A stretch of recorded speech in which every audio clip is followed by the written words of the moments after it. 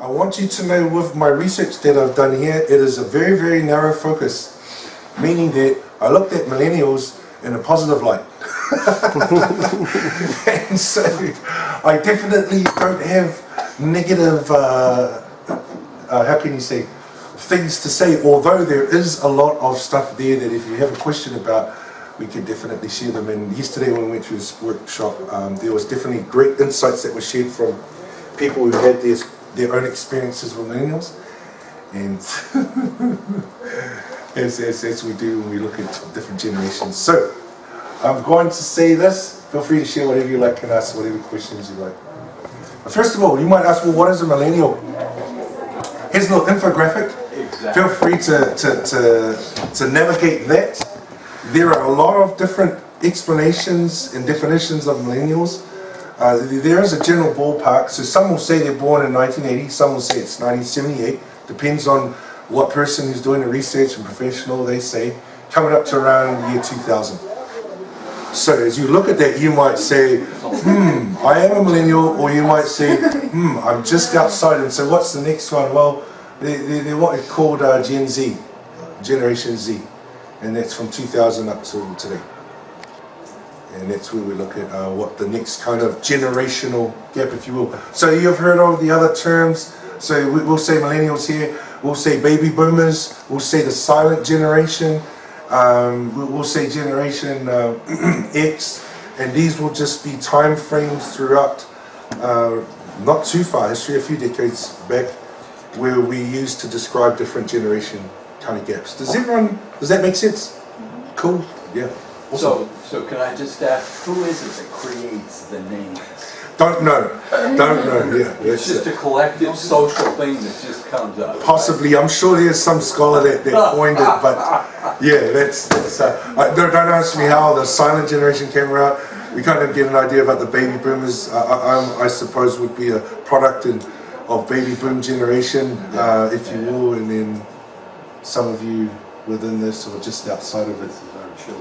Yeah, definitely. Now, there's some numbers here. A lot of the studies and researchers from the US that I was able to access, there were only a few books, but a lot of definitely articles online and the work site that I got there in addition to my own. But you'll see, even in the church, it's a humongous demographic, millennials. Yeah. Now, do they matter? Well, if you look at what's in the coming years, it's a big part of the workforce. Now, along with that, here are some of the myths. Now, this was collected from, and I'm not going to name one of the millennials that helped out with this in this audience here, but this is not a kind of humongous ethnographic study per se, but I got these myths from some of our young adults up in Auckland. And there was a number of them, and I kind of condensed it down to, and asked a few of them what they feel would be the 5 that I could be of, that irked them the most. When we look at Vex, it's kind of annoying. There's a lot of different myths out there, and some of them you might look at with some of our workshop people that came, you say, actually that's true. But so keep that to yourself, and feel free to share if you want to. But it's been a lot of fun going through this. So first one here, not in any difference of hierarchy either. It's just listed 1 to 5. Is hi. And millennials are not aware of real life problems and issues in the world. Another thought that came out, and I'm quoting and synthesized some of what our young adults had actually shared on millennials. We don't value relationships enough. 3, we don't have a work ethic and give up too easily.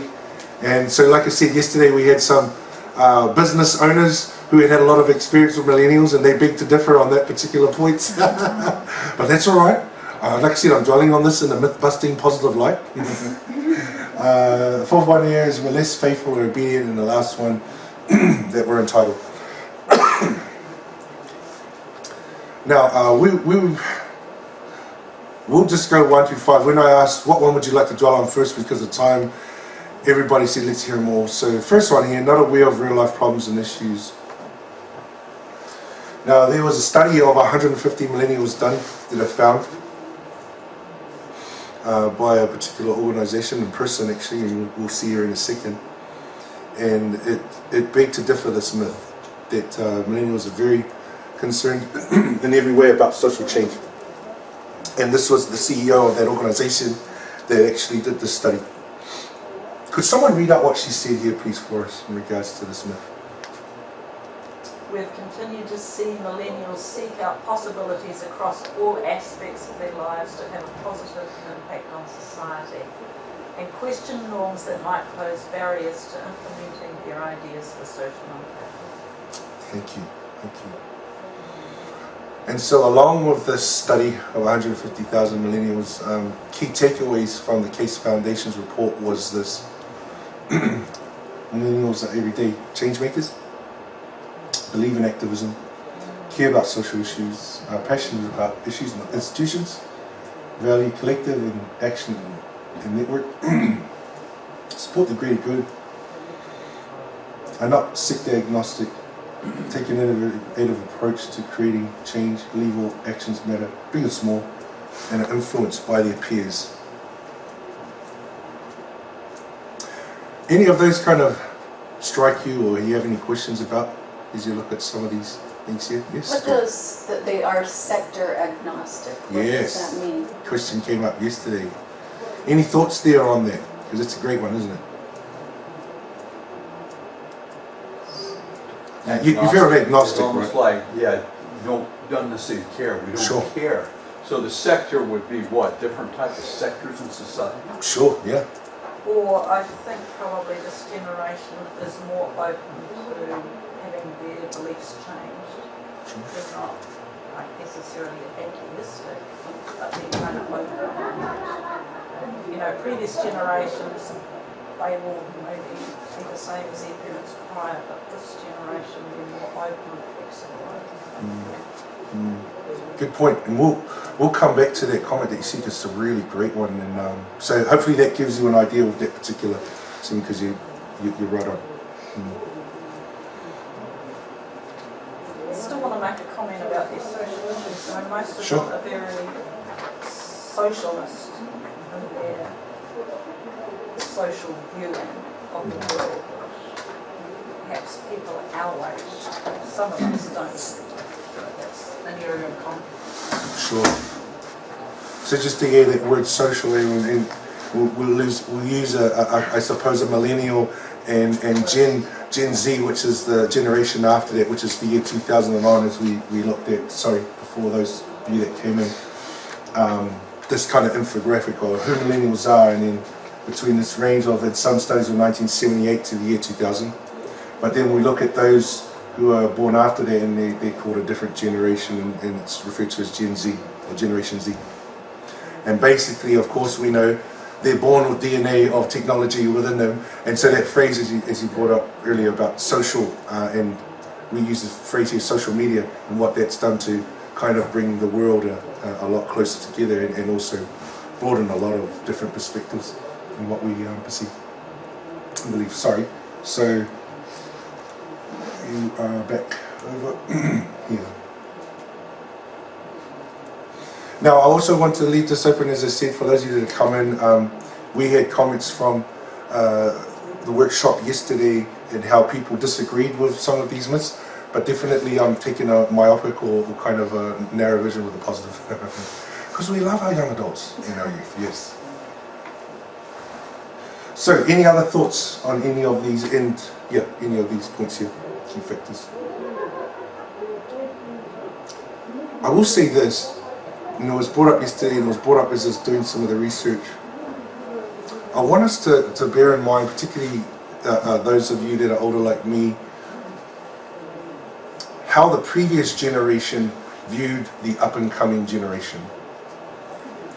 And with these things that you see here, because I think of, for example, the silent generation and how they viewed the baby boomer generation. And some of you were a part of that. And as you look at this, are there any parallels? Okay, so all right, you said... No, I'm just curious. This is fascinating. Yeah, right? yeah. To see how they looked at our generation as we look at the millennials. Yeah. Yeah. Yes, and then... One there that I wondered about there where it says millennials are passionate about issues, not institutions. At least I know some studies in the United States suggest that interest in organized religion is dramatically decreasing. Yes. Like 10% in 10 years. Yeah. And that kind of suggests that. They're not interested in an institutional church. They're interested in, I did do a lot of looking, particularly online, because obviously there's not a lot of information, but I forget that scholar's name. She's awesome. She wrote a book about it, particularly with regards to LDS millennials. But yeah, there is that's true. That is so true what you said. And come, Sister, right there, Jess. Well, no, I wish I could remember exactly where I've seen it, but there was a quotation about the next generation, and it went on to say, you know, I fear for the world that's in the hands of the next generation. They are selfish, they're this, they're that, and it named about, and it sounded like maybe the silent generation talking about the baby boomers, Right. is what it reminded me. It was 200 years old, this Right. quotation. Right. And so I think that's kind of a thing There's a that pattern. there's a Sure. pattern sometimes as older people we're looking, we forget that where we were Right. when we were 20 or 25 years old or something. Definitely. Thank you. Yeah, Jess. No, I haven't thought of these things, and I do think they're true. I do have a couple of friends in that bracket, and one,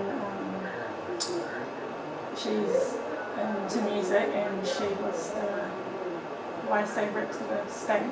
And she held kind of a fireside type thing down here, and she had people that she met from other bands and whatnot who were in different churches, and she had like a couple of these, and they're kind of leaders in their churches and musicians, and they came and talked to young adults and sang their songs, and then we had like another Christian group band and all that kind of thing.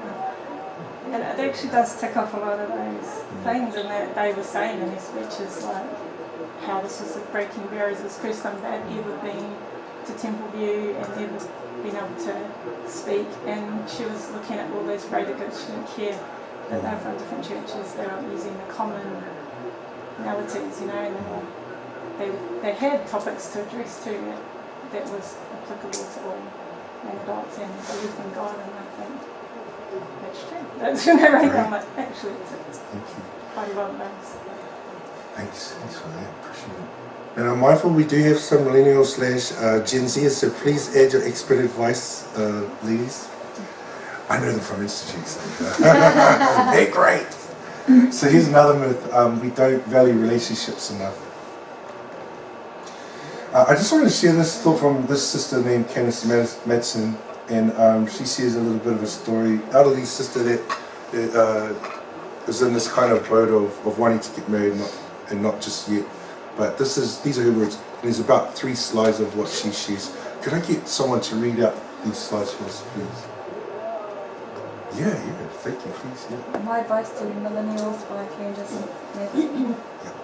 While I was in New York working on the series Love and Marriage. Sorry, I was going to say she works for KSL in Utah TV station. So yeah, and she did this series on Love and Marriage. Can you put it on?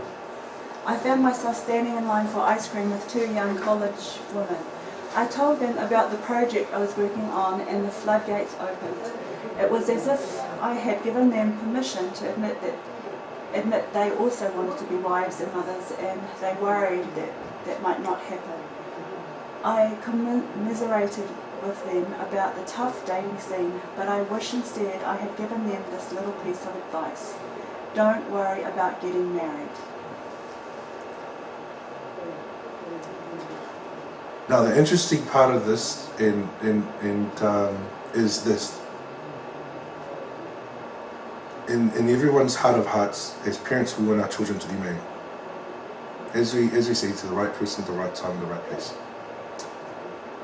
And at the same time, even though there might be the stigma around of actually people want to be married in their heart of hearts. It's definitely in terms of different YSA that you might talk to, and I know with the YSA we work with, it's just that it's a challenge trying to get to that doing the hell of that, and that process is as we know, can be a real beast to try and go through to find someone. But at the heart of hearts, people want to be with someone, want to be married. I think that's how Heavenly Father made us in that capacity. But my question is, at what age generally are they getting married? Because it seemed to me, my generation, it was more in the 20s, early 20s. Where now I hear 30s, early 30s. Yeah, that's right. Yeah, so in terms of the research of what you can find out there, 30 is about the age of the world, kind of, if we will use that term, or society, and the church is trending towards that. As is already been shared in, I can't remember who shared that talk, one of the church leaders, but usually what has been the kind of practice, so to speak, quote unquote, is that wherever the world trends, the church will trend too as well in terms of that kind of demographic for our young adults. Sorry, could you continue on, please? Thanks. My advice to millennials by Candace Madsen. Maintain a heart that is always open to it. That won't always be easy. Prepare for it by developing relationship skills that will empower you and serve you in other areas of your life. Learn how to communicate well creates confidence. Recognizing the difference between merely listening and actually hearing what someone is trying to tell you leads to intimacy. Allowing yourself and others to be vulnerable builds relationships of trust. Sorry, and then one more, please. Chase your other dreams. I pursued a career I love, but have also maintained a healthy work-life balance. Had a career been my only pursuit, I think I wouldn't have ended up with a hard heart. I now have more room for compassion, empathy and understanding. I think I would have ended up with a hard heart. Live by faith, not fear. Fear only prevents and derails relationships. It can also keep you holding on when you should actually let go. Above all, fear prohibits you from fully engaging in the beauty that is your imperfect life. I love that. Thank you for reading it. This last part here. There was kind of connected to this, but a little bit off of this in terms of some of the desires and what they value their relationships was. The one person that I looked at in the research shared about how we make this list when we're younger of the person that we want to marry one day, return missionary, or did it. And I think one of the leaders, was it out of bed now? I can't remember. To throw it away. And this particular leader suggested that these three, I think there was three that he had, I can't remember. The first one was, you want to find someone that's selfless. Because they're not going to focus on themselves, they're going to focus on you and other people around you. You want to find someone that's forgiving, and that's easy to receive that forgiveness. And then I can't remember the last attribute, but he says you look for someone that has attributes, all these other things that you might have had on the list that maybe a person that does not exist, then you can work with it. And I thought of those attributes there, and they're mentioned in those in the Family Proclamation, how it mentions those 9 kind of fundamentals that would help to build a family with relationships that would be positive. And I just thought, yeah, when we build on principles or these characteristics of Jesus Christ, man, we can go a long way with that. And in a relationship, when you have a person that has these attributes of being selfless, forgiveness, potentially with someone, when you go on your missions, maybe with your roommates, there's nothing that you can't overcome because you're working outside of yourself and not inside, if that makes sense. Any other thoughts in regards to these comments here, like comments? What was, sorry, you were going to say that, who was the general authority that said that? Was it? Well, Elder Bednar has talked about those kind of things, and he's also talked about when you make those lists is, you know, while you're so busy making lists of what you're expecting other people to do, you need to take a look at your own self and build those qualities in yourself. Yes. And just adding to that, I think maybe in my generation, I never had a list. Somehow I married the right person. Whereas now it's kind of like a business relationship, You had a list. complicated boxes.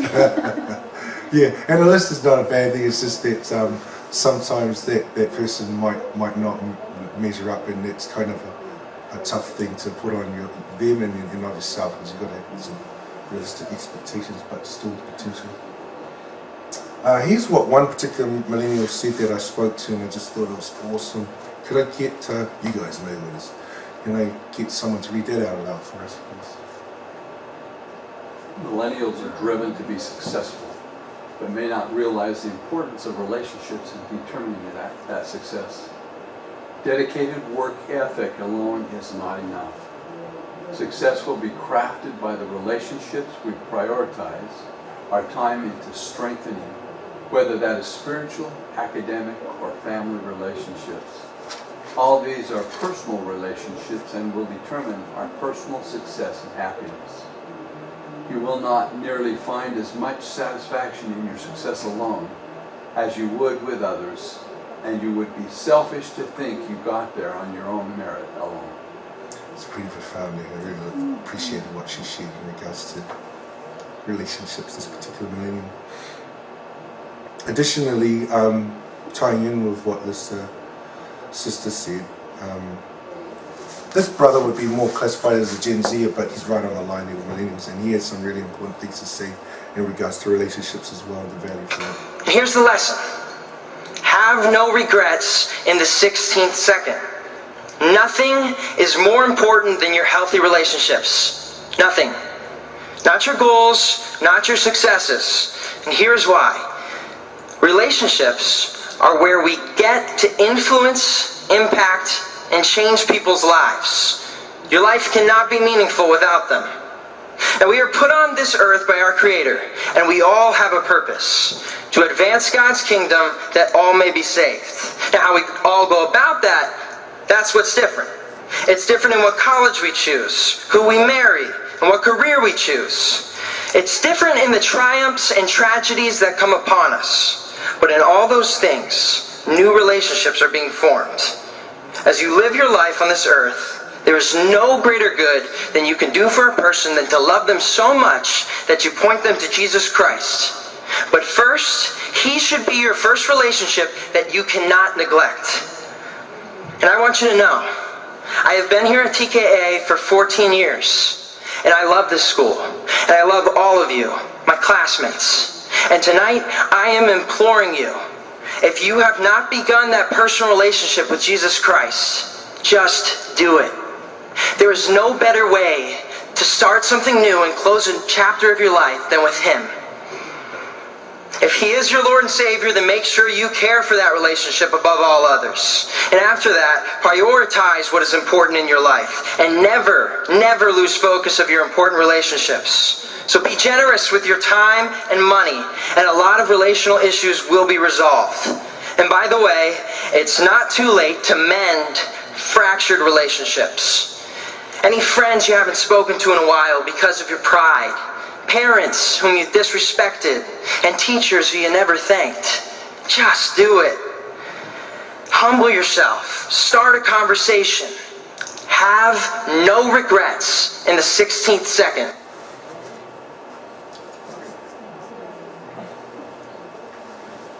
And so as we think about, I think of this, and I think about the difference that these relationships that I can see, the visibly or what they shared for our millennials, that is so crucial for them in their life. They're really influenced by each other and the relationships they have.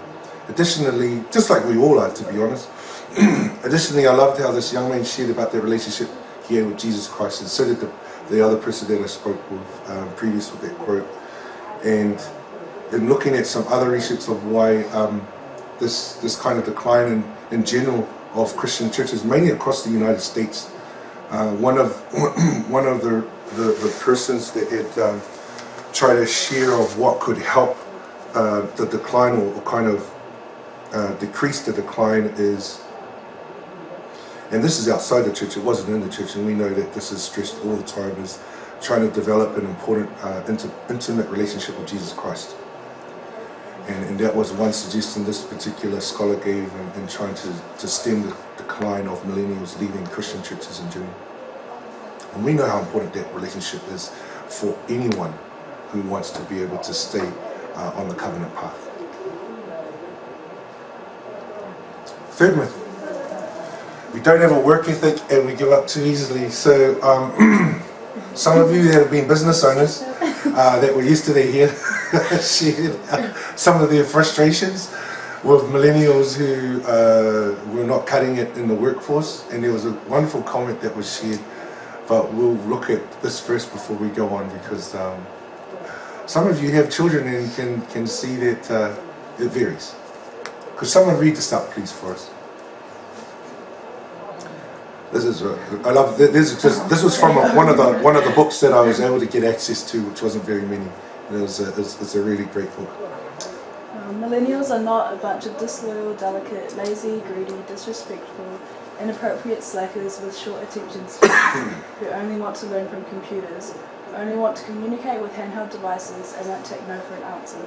Our research demonstrates clearly that millennials want leaders who take them seriously at work.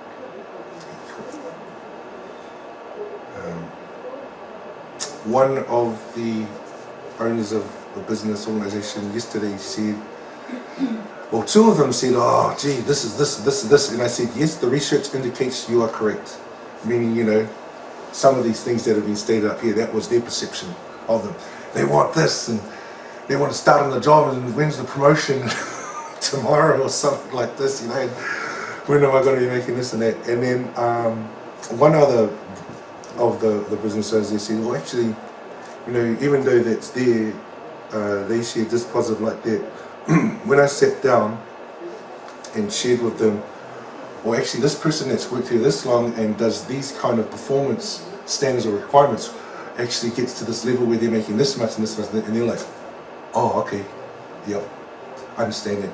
And he shared that all they needed was to be able to understand that and to be able to know that this is how you get to where you want to be in this time frame, not tomorrow. And that was really helpful and insightful, because the other point that was brought up is that sometimes in the church we have a calling, and then the training aspect of that calling to be able to perform that could vary. You could have some really good intense training to be able to help you understand it, then you're on your own. Sometimes like you're called and you're already on your own. And so at any given time in a work environment, it's sometimes in that instance. Some people get training in the church? That's not a part of this workshop, sorry, but I did want to bring up that point from yesterday, that as I sat there and I saw some people, I was like, okay, let's discuss that for a second. Any thoughts on that kind of discussion we had yesterday, or now before I move on to a quote from one of our millennials?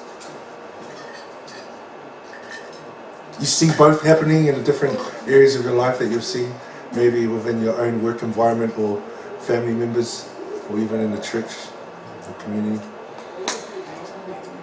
Great. I suppose one of the positive aspects is, the next generation, they have learned from someone, the previous generation. Maybe you too? No, just joking. Yeah. Google. And so these things come down, and sometimes parents give what they didn't have. I think a good parent always does that, yeah? Yeah, you don't mean to do that, so maybe the next generation, for a period of time, might work as effectively or as hard, perhaps, as maybe their parents did, but of course their parents are holding them eventually. Sure. So I do agree with that a little bit. Maybe that's showing my age. I still have evidence. I have evidence. Yeah. I think we all think about this, but I feel like thoughts that went through my head as I was rearing my children were, I don't want to make things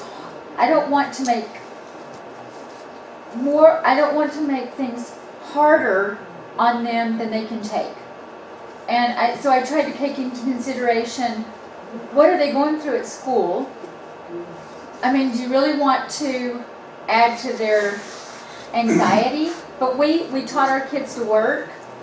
We had rules in the home that they needed to go by. They all had chores growing up, that type of thing. But I felt like there were some things that I could help them with so that they didn't have unnecessary stress. They still had stress in their lives, plenty of it. And I didn't see anything wrong with that. No, thank you. I take into consideration what you've said and just in some of the research too that I went through, a term that came up in a study outside of the church that was done, that I saw, was the term resilient. And then I looked at what had been said previously, and then back in May when President Nelson came, he used that term, resilient. And in fact, there's been some other, I can't remember if they're devotional or worldwide devotionals, where that term resilient has come up. And so I appreciate what you said, because according to the Encyclopedia Britannica of Parenting Manual that I have not read, that's something that we're all trying to, and in what President Nelson said we need to build in our children and with us, is that resilient faith. And it's so critical to their and our survival in terms of our beliefs and our faith and what we have in the gospel. Letting them make choices, letting them make decisions, that type of thing. And But letting them struggle. They have to letting them struggle. We struggle. But I think it's a fine line there where parents, they have to be able to, I think, follow the Spirit, that type of thing in individual children's cases. I love that too, because I was speaking with one of my colleagues and he said, my father raised me this way, everyone the same rules. And he said, and I didn't do that. And I was like, what? He says, no, I didn't do that. All of my children are different. So I had different expectations for all of them. And so we're one where I might say, you need to do this. The other one I might say, well, this is what you need to do. And I was like, well, how did the other kids view that? And he said, well, I made sure that these kids understood where they were all at, or in my children, and that if I needed this person's help, I know I could go to this particular child and say, hey, I need help with such and such, because you know where they're at, and I know where you're at, and you can help them. And I really like that approach, because when you look at ministering, it's the same thing. And it's nothing new. We've always tried our best to minister to the one like the Savior.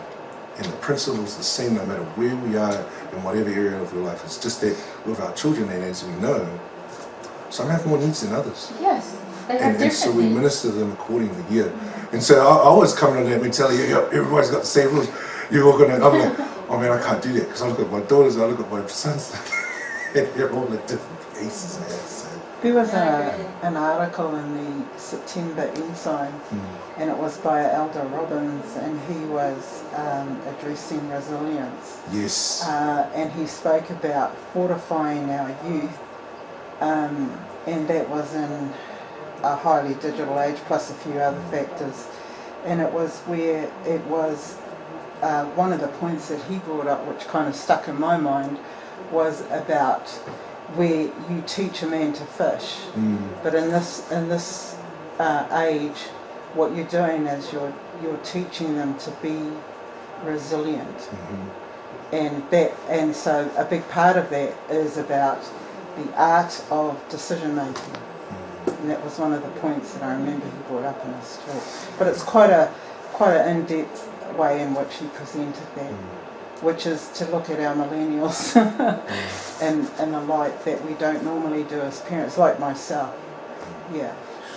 We're now into 3 generations, and so it's very, you're coming of an age where these particular situations in life today are not ones that you see clearly enough sometimes, and so it takes a lot of effort. But it's been able to, just show that hand in terms of decision making, the art of making decisions. Appreciate it. Thank you so much. This is what one millennial said. He said, we do have a work ethic and we are really efficient at doing things well. That is because millennials are more fast-paced and straight to the point.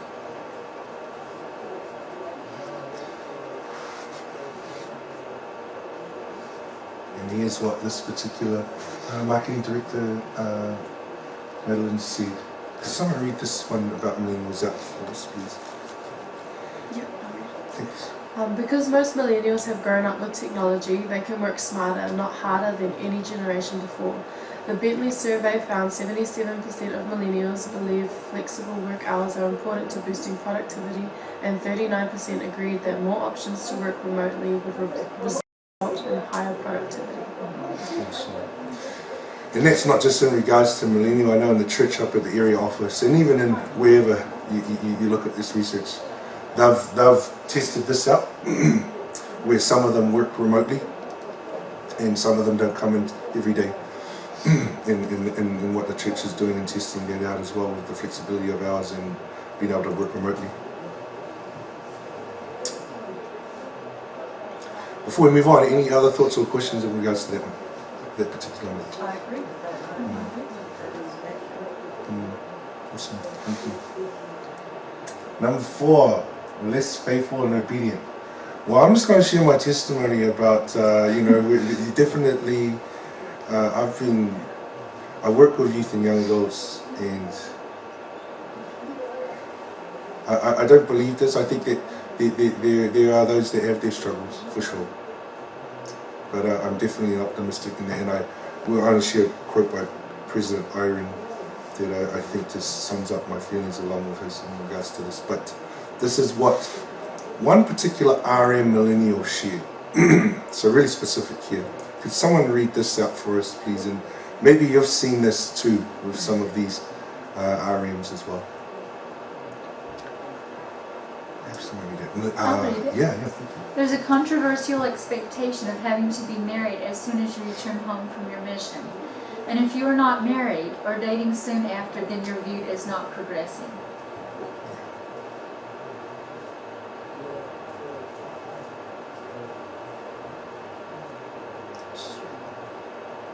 Let's continuing on from this is another millennial that said this, continuing on from that particular thought. I know some of you are like, look at this guy, they all, the other one's silly, but I just want you to know millennials come in all shapes and sizes, okay? And you might have seen this trend too, where some of these elder millennials or RMs that come home a week later, somehow there's facial hair on their face. So I just want you to know that's all right. It's not something you might expect, but it's all right. They're still faithful and obedient. Okay, just want to read this one up, and this is what he said. Something more you feel like it might be real, that I'm less faithful, less obedient, and not married. One day you're doing great, or someone mentions something and you feel it really deeply. You say, if I'm married, it'll fix my issues. Well, no, they'll still be there. Okay. I saw a post recently of a return missionary, and he had, over a period of time, and then he suffered Great Depression after his mission. And he kind of didn't elaborate, and he shouldn't either. But what he went through in order to come to a self-realization was that he needed help. And I think just as resilient as they might seem, but that they also need a lot of help. He actually ended up seeking professional help. And that was to and I think that there's more and more of that happening for our millennials. There's a great deal of pressure on them. And like I say, he was a return missionary. And just like these ones I've shared, and even this particular one here, they're good. They're so good. They are so good. Their hearts are pure, and and you just feel and love them as a result of just who they are and what they stand for and what they want to be. Thank you for sharing. I love what President Nelson said about millennials, true millennials. The term millennial is perfect for you if that term reminds you of who you really are and what your purpose in life really is. A true millennial is one who was taught and did teach the gospel of Jesus Christ premortally, and who made covenants with Heavenly Father there about courageous things, even morally courageous things, that you would do while here on earth. A true millennial is a man or woman whom God trusted enough to send to earth during the most compelling dispensation in the history of this world. A true millennial is a man or woman who lives now to help prepare the people of this world for the second coming of Jesus Christ and his millennial reign. Make no mistake about it. You were born to be a true millennial. That's awesome, I love that. And then here's what President Eyring said. Could someone read this one up for us, please? If you can. It might be a little bit small, but yeah, thank you.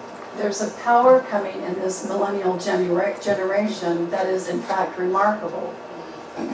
I thought I had faith when I was 18, but I'm seeing some 18-year-olds now and some 20-year-olds and some 25 that have a rock-solid faith, a love of the Lord, and are willing to do everything they can to serve Him and each other people. I think it's the best of times of the millennials. I know there's a lot of folks who like to talk the other way. How are we going to get to hold on to them? I think the thing is, how can we hold on to them and not left behind from what I've seen among the millennials that I spend time with? That's cool. So I'm going to pick on these two here, right? Okay, Chanel and Eden, you knew this was coming, probably not, but maybe. But they're up in Auckland, they're away from home, Hamilton's home, their families. And so I look at them and their peers, and they come into the Institute building and they study with their schooling, they study in the Institute classes and their own studies and personally, and they're what President Eyring is describing. So Chanel, you know it. And I'm thankful for their example to me and to others around them. And it's a credit to them and their families. And I just wanted to testify that truth. You know, we, in Elder Wright and my calling and our mission, we spend a lot of time with the young missionaries, and we've had opportunity to go with them when they teach. And just the other day, we had a group in our home with a less active family and the missionaries and ourselves. And we found ourselves looking to these two 20-year-old elders to lead out on the discussion because they were so powerful in the way that they were teaching. And the way they were explaining the truths as they understood them was so eye-opening to me. And I thought, I really felt that they were the ones that were leading us on how to do the missionary work, on how to approach people, on how to love and do those things that are going to bring so many others unto the Savior. And it's really been eye-opening in that way. We're not the ones leading them, they are definitely leading us. Awesome. Thank you for that. I was listening to Elder Stevenson's talk that they posted up on the Facebook page for the New Zealand Education Week. It was interesting how he listed the names of Joseph and Emma and how old they were, the millennials age group. And they were all asked to restore the gospel of Jesus Christ on the earth for the last time. And then We had some baby boomer age people like Martin Harris that helped them and assisted them, and of course his parents, but that's the trust that the Lord has in the young people. It doesn't matter what the generation was in terms of the history of this world, he's always called on the weak things, the young in a lot of instances, to be able to do his works, you know. It's really powerful and amazing. I totally agree, and you know, I was so amazed as our kids were growing up to hear of some of the thoughtful, kind things that they were doing as a group. You know, when they lost, when a classmate was lost to an accident, when passed away, and that type of thing, going to support the family by attending their funeral. They would sometimes dress up. All of them would just pass the word along and dress up at school for in honor of someone. And then, as I've heard a lot of prospective missionaries giving their talk before they leave to go on a mission, and I'm asking myself, are they going or coming back? Because of their maturity. It's amazing. That's awesome. Thank you for sharing that. Well, I'll share this one from Sister Oaks because I love it. But as you're aware, she got married when she was 53, and so she was single for up until then. Our responsibility is to become the best disciples of Christ we can become. On one occasion, full of worry and frustration about my single situation in my advancing years, I went to a priesthood leader for a blessing to strengthen me. The words spoken in that blessing still stay with me to this day and ring truer to me as time passes. I can still quote them. If you cannot bear the difficulties and challenges of single life, you will never be able to bear the challenges and difficulties of married life. I sat a bit stunned. Those words were a call to action for me to make my life wonderful regardless of any situation or difficulty I faced. If I made a happy single life for myself, it would determine the happiness I would have as a married woman. And I wanted a happy future. I realized I had the capacity not only to bear difficult things, but to look for the best in every situation. My attitude became much more positive. Life is a challenge, but it will always be a challenge, single or married, and I wanted to be equal to that challenge. I testify from hard-earned experience that the Lord is always preparing us for greater happiness and blessings. We need only to try our best and trust in Him with all our hearts. Great. Now I know I need to conclude, so I'll just share. I've only got 3 more slides and the last myth will be really, really fast. But here's from Elder Groberg. When we understand who we are, who God is, how He loves us, and what His plan for us is, fear evaporates. So the last myth that we're entitled, I think every generation feels they're entitled. Well, the previous one, it looks up and they say, you're entitled. And there's a lot of truth to that. But this study was actually done in New Zealand. So I was glad to find something that was from home, back in 2017. And there was this element of narcissism that's connected with entitlement. And so what they found was interesting as you look at what it says there.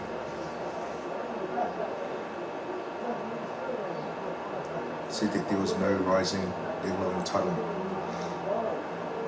in the younger generation. But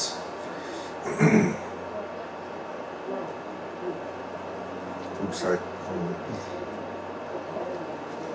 What was interesting in terms of the same study, it is a common conception that entitlement is increasingly among younger generations of time. However, although there is some evidence for this trend, other things are less conclusive. So a lot of the research that I've seen outside of New Zealand was trending the other way, whereas in New Zealand it's the complete opposite. So I was like, yeah, that was cool. But what was interesting is that amongst those that are 65 and above, there was increasing levels of entitlement. so specific to New Zealand, a lot of the stuff I had was mostly from America, in the States. But I just want to testify of these things to you and thankful for all your comments, and know that look at our country, we got a millennial as our Prime Minister. She's 37 when she was voted in, and we talk about the different change that can come about. I'm sure there was a lot of millennials that voted for her too, but I testify of what President Nelson sees in you guys and others, and I leave that with you in Jesus Christ's name. Thank you, everyone. Any other thoughts or questions you have? By the way, it's a mismatch, as you can see. There's a lot of information out there. Yeah. There's a lot of information out there. There's no means conclusive. Like I said, very subjective.